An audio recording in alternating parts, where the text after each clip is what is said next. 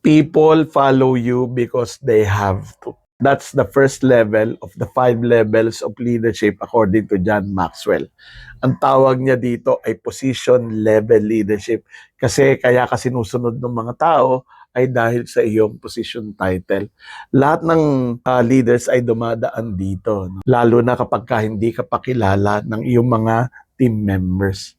So ano ang mga kailangan mong gawin para maging mahusay kang leader at level 1 at makamove up sa susunod na level?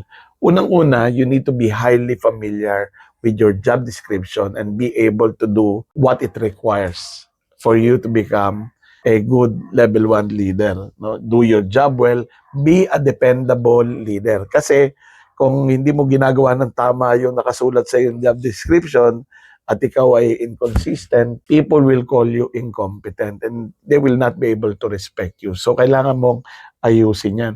Importante ang maayos na communication system between you, your team members, and your other stakeholders. So kailangan ma-develop ang ating communication skill.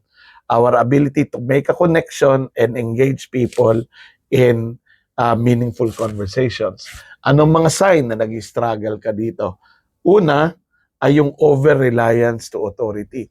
Maraming mga managers or supervisors ang nai-stuck sa level 1 kasi masyado sila nakasandal sa kanilang position title. Iwasan mo yan. Dapat eventually ay sinusunod ka ng mga tao dahil gusto nila, hindi dahil lang sa position title. Iwasan din natin yung poor relationship with our coworkers dahil kapag poor ang relationship natin with our team members, susundin ka lang nila kapag nandiyan ka. Pag wala ka, di ba, when the cat is away, the mice will play. And iwasan din natin yung inconsistent behavior because we will not be able to build enough credibility to be respected by our team members.